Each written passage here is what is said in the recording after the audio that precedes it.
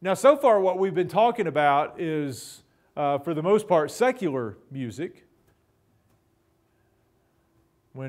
Generally, when we talk about folk music, we're talking about these secular songs, non-religious songs, though they often have messages of morality and things like that. They're not the kind of songs you would sing in a church service somewhere.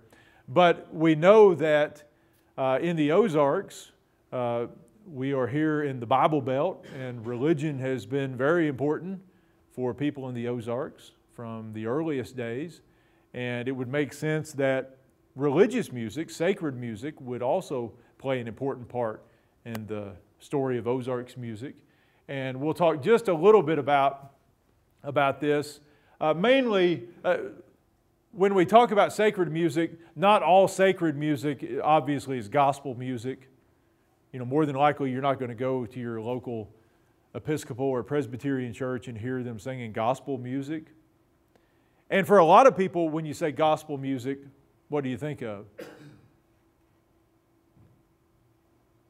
If you weren't from the Ozarks.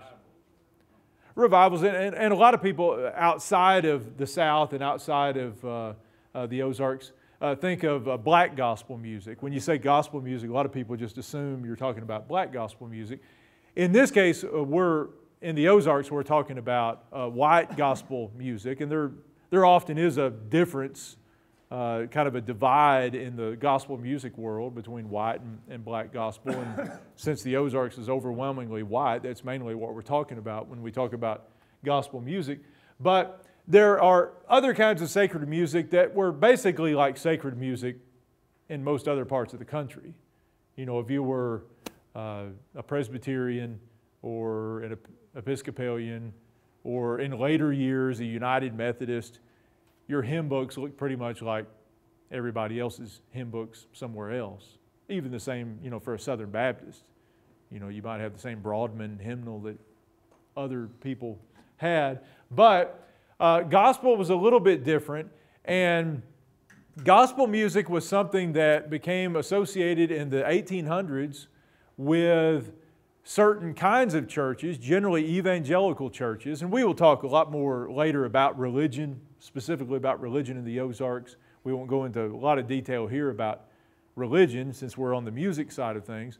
But your evangelical churches like Baptist churches, Pentecostal churches were ones where gospel music was very important and was likely to be performed, and their members performed these. In the 1800s, you had the gospel music tradition was often carried on by singing school teachers. Has anybody ever been to a singing school? Nobody's been to a singing school? In the 1800s and early 1900s, singing schools were rarely ever actual physical schools where you went to, like the one that's pictured up there, and we'll talk about that in a minute. A singing school was generally a week-long or a 2-week-long tutorial, you might call it, put on by a singing school teacher. And this was a person who was versed in the rudiments of music. And generally, the singing schools back in those days were operated using shape notes. And if you've never seen shape notes, these are your musical notes. You have the staff and bar and all that kind of stuff like that. But shape notes, instead of being all uniformly round or oval or whatever, you know, the official shape of a music note is, they would have little shapes that indicated whether that was a do, a re, a mi, fa, sol, la, ti, do. If you were in the 7 shape note system, or there were also 4 shape note books as well. And people in the rural Ozarks and other places around the country in the 1800s and into the 1900s often attended these shape note singing schools where they would learn the basics of how to take a shape note hymnal and sort of, you know, learn how to sing a song.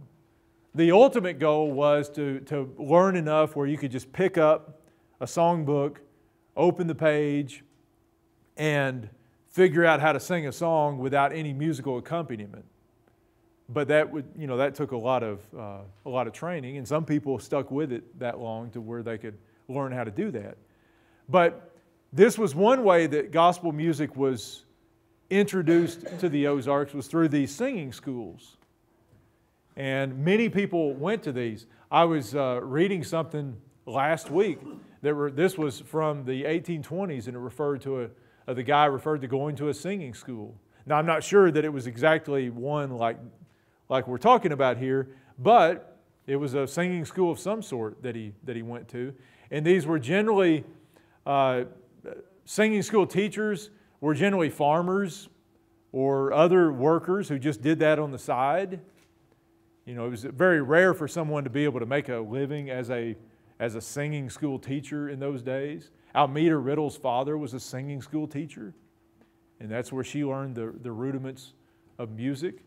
And he would just hold these little 1 or 2 week sessions at different times of the year. The most popular times were in the late summer after the crops had been laid by, and farm people have a little time to actually do something. And they might have these singing schools at night at a local church house or something, or in the wintertime when you were looking for something to do, if you had a warm enough place to hold these.